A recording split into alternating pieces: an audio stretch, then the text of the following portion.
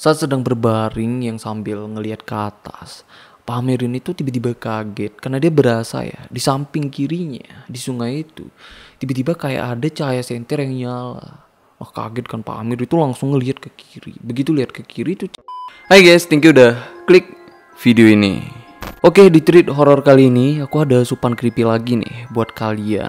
Ini kisah yang aku dapat dari akunnya Payung Hitam. Ini kisahnya menurut aku serem banget sih. Jadi pas aku baca ceritanya juga aku merinding sih. Jadi aku langsung mikir nih, oke, ini kayaknya pas nih jadiin asupan creepy buat kita, buat kalian gitu. Oke lah, langsung aja kita ke ceritanya. Tapi kayak biasa, bagi kalian di sini yang suka dengan cerita-cerita creepy, kalian bisa join dengan kita di sini para Risk Creepers, pastinya dengan subscribe channel ini dan aktifkan juga logo loncengnya biar kalian dapat notif pas aku upload video terbaru. Karena kita di sini bakal terus penuhin asupan creepy setiap minggunya. Oke lah, langsung siapkan cemilan, minuman kalian, cari posisi ternyaman juga, redupkan lampunya, kita mulai ceritanya. Kisah ini diceritakan oleh seseorang yang bernama Vivi. Tapi ini bukan kisah dia ya. Jadi dia itu cuman menceritakan kisah yang dialamin bapaknya. Sebut aja Pak Hamir. Nah saat itu Pak Hamir ini itu nggak sengaja melanggar sebuah pantangan di sebuah desa terpencil yang membuat Pak Hamir ini tuh tersesat di hutan gitu ya. Yang katanya bukan cuma tersesat di hutan tapi itu kayak udah tersesat di alam goib gitu. Yang katanya juga Pak Hamir ini tuh saat hilang ya, itu dia itu disembunyikan dengan ya penunggu-penunggu yang ada di hutan itu. Jadi ceritanya ini terjadinya itu pada tahun 2002. Saat itu Vivi ini tuh masih SMP. Nah Vivi ini saat itu tinggal dengan kedua orang tuanya gitu ya di sebuah kota yang ada di Sulawesi. Dan saat itu juga bapaknya Vivi ini tuh ngebeli kebun 1 hektar dan 1 unit rumah tuh di sebuah desa yang terpencil banget lah. Yang mana jarak desa itu juga dengan kotanya ya itu lumayan jauh. Yang mana desa itu emang desa terakhir ya. Karena setelah desa itu ya emang udah masuk ke kawasan perkebunan dan hutan gitu, alias nggak ada pemukiman lagi. Jadi setelah bapaknya beli kebun itu ya, jadi bapaknya itu pun semacam ada kesenangan baru. Jadi setiap bapaknya ini libur kerja di kota ya, bapaknya itu selalu ke kebun itu gitu, maksudnya ke desa itu ya buat ngurusin kebun itu selama beberapa hari. Awalnya mereka sekeluarga itu pernah lah ke desa itu karena emang baru dibeli kan rumah dan kebunnya itu, mereka emang buat ngeliat rumah dan kebunnya aja. Tapi setelah itu ibunya Vivi ini dan adik-adiknya gitu ya itu nggak ada yang mau lagi tuh ke desa itu. Jadi setelah itu ya cuma bapaknya sendiri aja.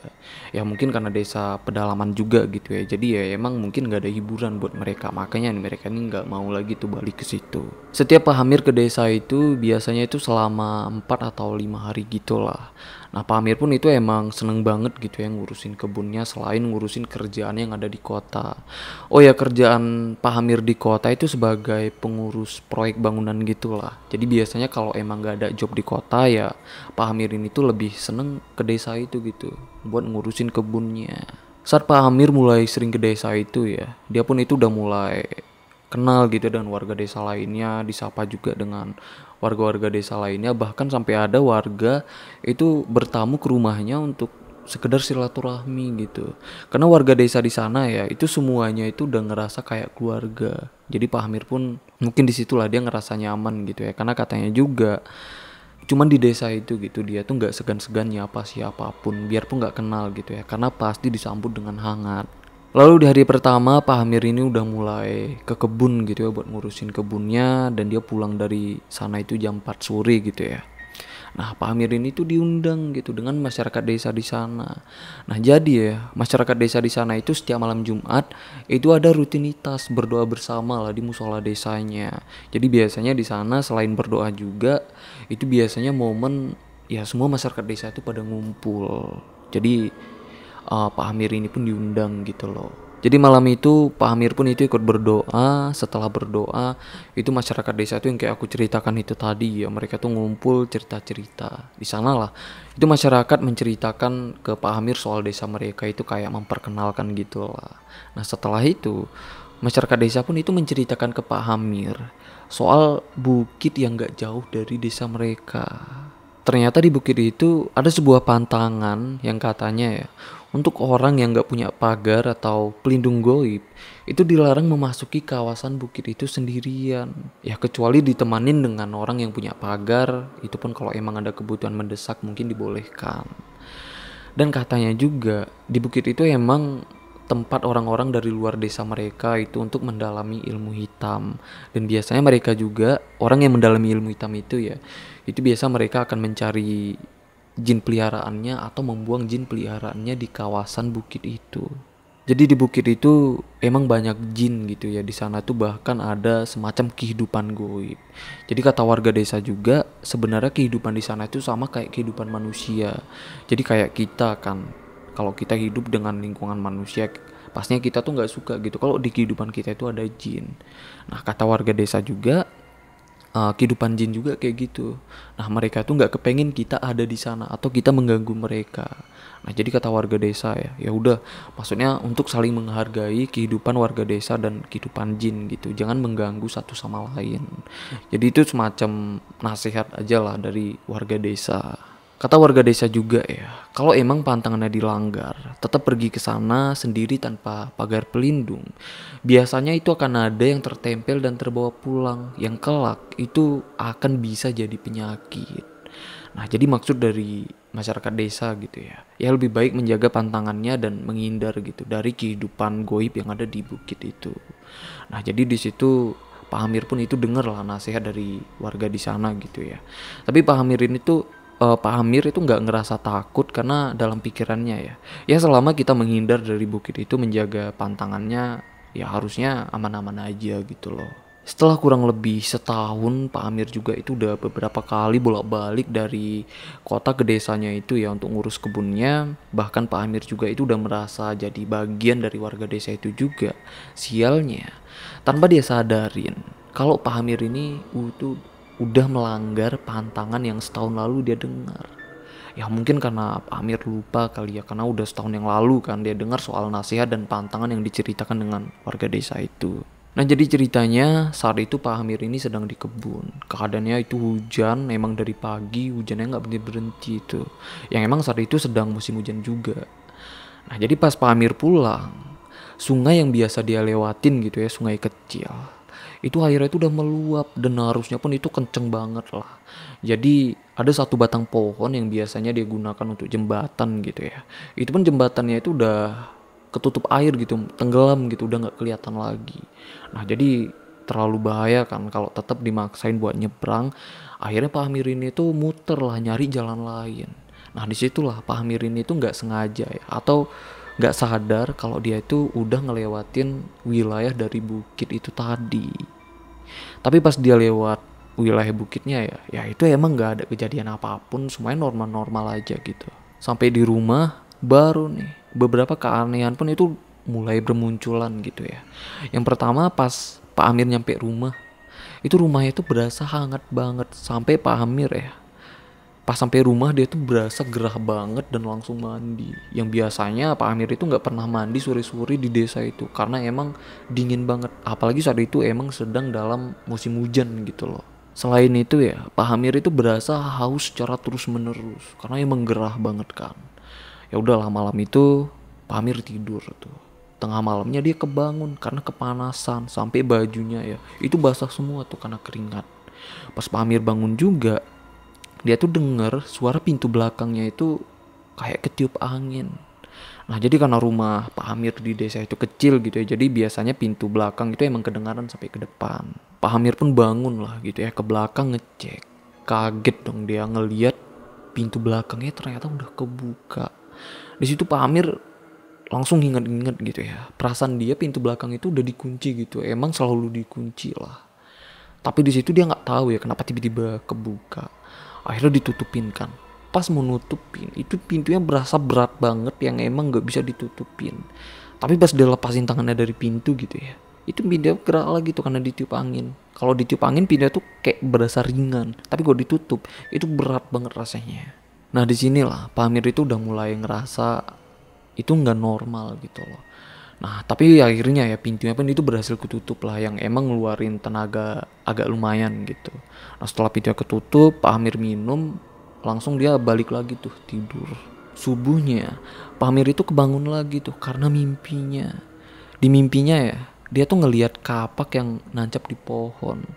Dan Pak Amir juga itu dengar suara sungai itu kayak persis di sebelah tempat tidurnya gitu loh. Yang dia sendiri tuh nggak tahu ya, itu pas dia dengar itu antara kayak mimpi atau enggak. Nah tapi karena itu ya, Pak Amir ini tuh bener-bener udah ngerasa gak nyaman banget. Lalu Pak Amir pun bangun lah, niatnya itu mau ke belakang minum. Nah pas Pak Amir nyampe ke belakang ya, dia kaget lagi dong ngelihat pintu belakang rumahnya itu udah kebuka lagi. Padahal singgatnya kan udah ditutup ya. Nah di situ Pak Amir pun bener-bener heran gitu ya, dan udah takut juga. Dan secara perlahan Pak Amir itu udah mulai ngerasa pusing gitu, mual, panas. Dan Pak Amir pun di sini tuh udah mulai linglung tuh antara sadar dan enggak. Karena ya Pak Amir ini tuh di subuh itu ya, Pak Amir itu tiba-tiba heran kenapa dia itu udah duduk di bak kamar mandi. Dia sendiri nggak sadar tuh kenapa tiba-tiba udah duduk di situ. Dan itu kejadiannya itu berkali-kali lah, sampai pagi, sampai hari pun itu udah mulai terang. Lalu paginya saat udah terang gitu ya, tapi hujan mulai turun dan makin lebat, tanpa dia sadarin Pak Amir ini tuh keluar rumah tuh tanpa nutup pintu rumahnya, dan dia tuh jalan ke arah bukit. Saat dia jalan ini, Pak Amir itu emang bener-bener dalam keadaan gak sadar. Jadi saat Pak Amir sedang jalan gitu ya dalam keadaan hujan deras, kebetulan ada warga tuh yang sedang berteduh. Jadi ngelihat Pak Amir ini jalan sendiri ke arah bukit gitu ya dalam keadaan hujan-hujan. Jadi warga yang ngelihat ini tuh saat itu nggak tahu kalau Pak Amir tuh dalam keadaan nggak sadar.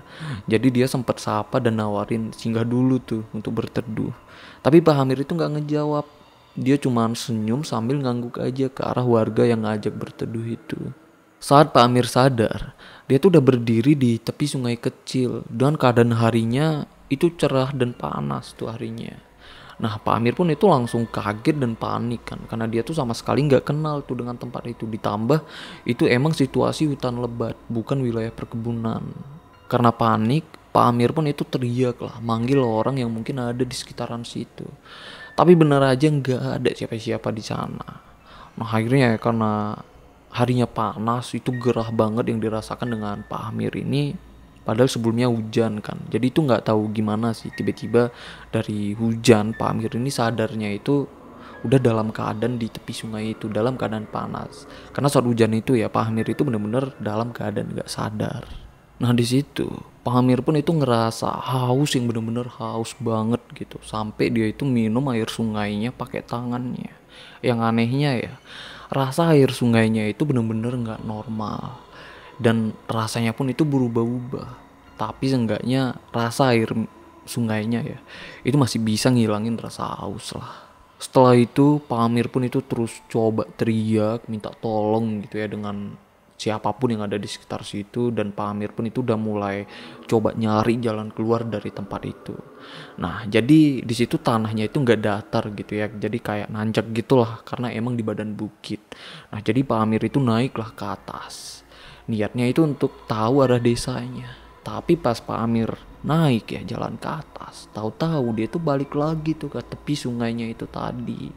Beberapa kali Pak Amir terus nyoba ya, tetap aja tuh baliknya selalu ke tepi sungai itu tadi. Akhirnya Pak Amir pun itu coba cari cara lain gitu ya, jadi jalan ngikutin alur sungainya, tapi tetap aja balik ke tempat di awal. Nah jadi ya kemanapun Pak Amir pergi itu selalu balik ke tepi sungai itu. Sampai malamnya ya Pak Amir tuh masih di situ di tepi sungai tanpa makanan sama sekali. Tapi yang bener-bener aneh yang dipikirkan dengan Pak Amir, biarpun dia nggak makan gitu ya dari pagi sampai malam, dia tuh bener-bener nggak ngerasain lapar dan lemes, bahkan nggak ngerasa dingin juga. Padahal malam ya di hutan itu pasti dingin kan, tapi dia ini bener-bener nggak ngerasain dingin.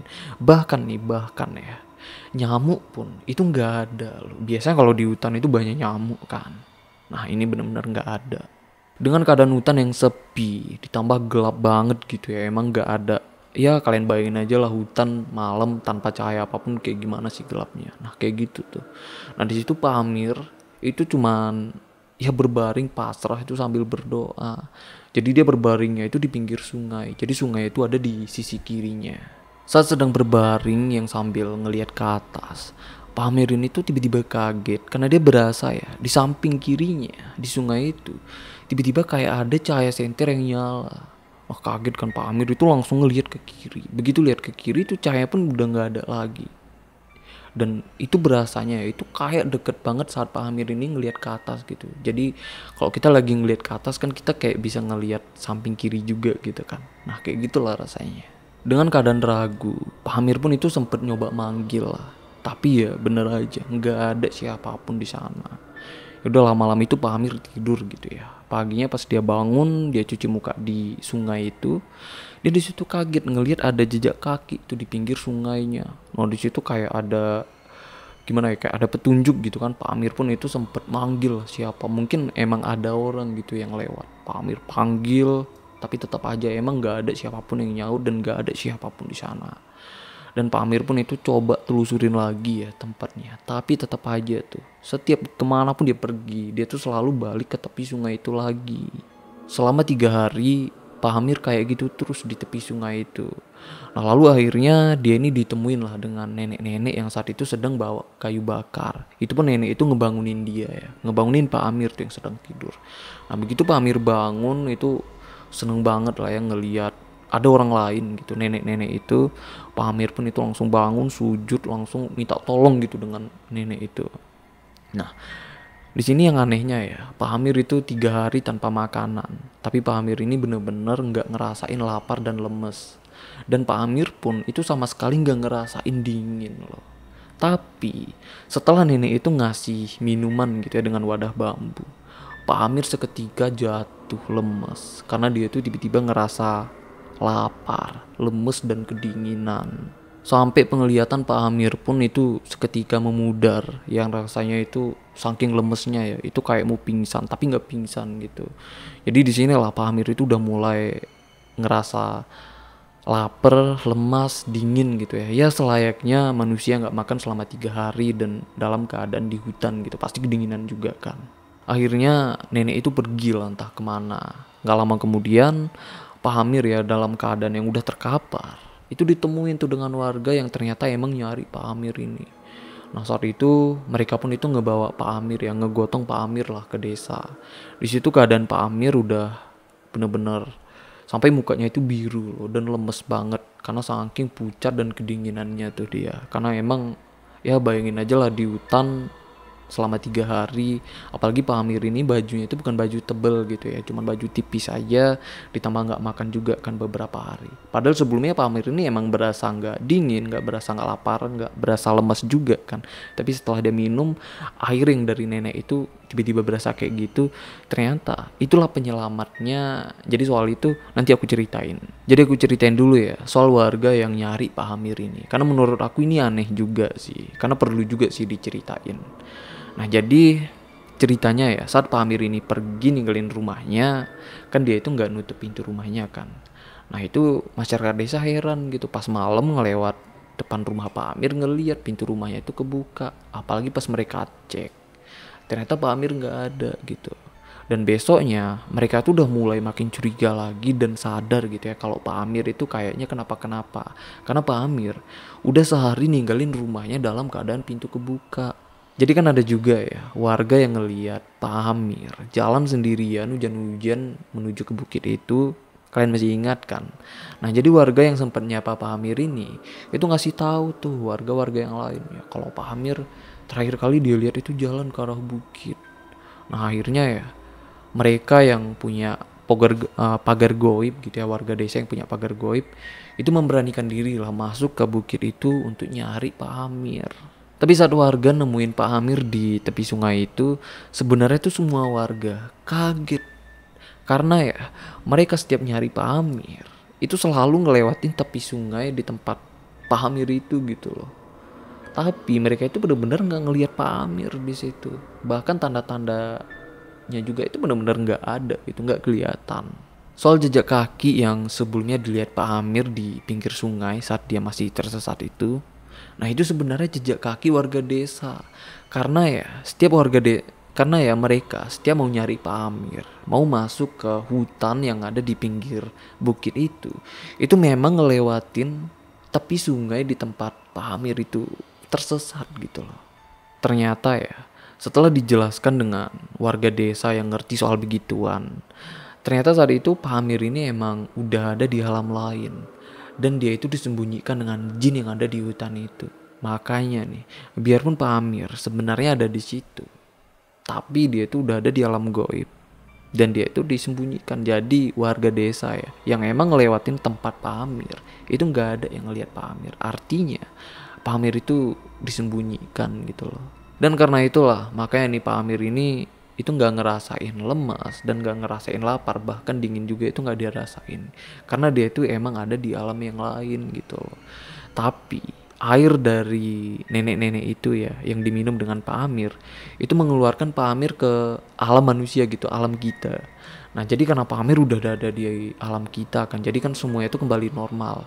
Nah jadi normalnya Pak Amir itu udah 3 hari di hutan tanpa makanan gitu. Makanya begitu dia minum air dari nenek-nenek itu ya, dia tuh mendadak langsung ngerasa lapar, mendadak langsung ngerasa lemas dan kedinginan juga. Ya itu normalnya. Jadi air itulah yang mengeluarkan dan menyelamatkan Pak Amir ini dari alam mereka. Lalu besoknya setelah Pak Amir ini udah pulih gitu ya, Pak Amir ini penasaran dengan sosok nenek yang ngebantuin Pak Amir itu gitu loh.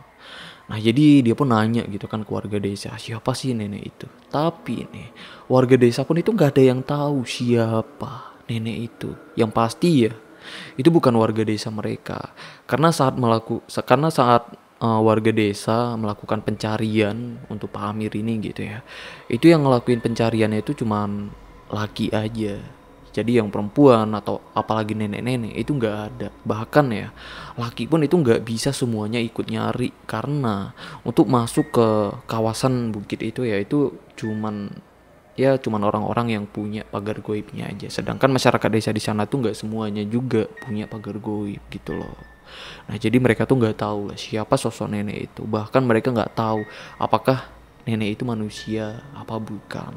Yang pasti ya mungkin itu cara Tuhan menyelamatkan Pak Amir ini dengan bantuan nenek itu. Lalu kenapa bisa Pak Amir ini tersesat di alam goib, tersesat di wilayah bukit itu ya, yang tiba-tiba dia ini itu udah ada di tepi sungai.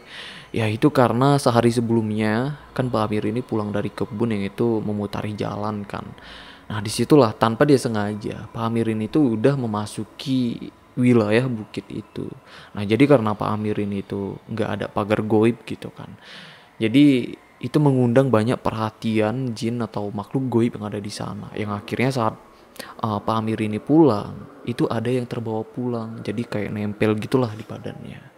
Nah jadi jin yang udah nempel gitu ya di badannya, itulah yang ngebawa Pak Amir ini tuh balik ke bukit itu. Jadi Pak Amir ini tuh kayak diculik lah dengan makhluk goib. Waktu kejadian itu keluarganya Pak Amir ini nggak ada yang tahu. Jadi setelah Pak Amir pulang gitu ya ke kotanya, di sana barulah dia ceritain ke istri dan anak-anaknya soal apa yang dia alamin di desa itu. Nah setelah istrinya tahu ya, itu istrinya pun langsung ngelarang Pak Amir ini untuk ke desa itu dan ke kebun itu sendiri gitu. Jadi mulai dari situ Pak Amir emang kalau mau ke desa atau ke kebun itu pun nggak pernah sendiri lagi. Jadi emang ditemenin dengan ya temannya gitu dari kota. Jadi inilah cerita yang dialamin oleh bapaknya Vivi gitu ya, yang menurut aku ini ceritanya serem banget sih, karena diculik dengan jin, apalagi dia itu dimasukkan ke alam goib plus disembunyiin lagi. Ini gila sih, serem banget kalau menurut aku gitu ya.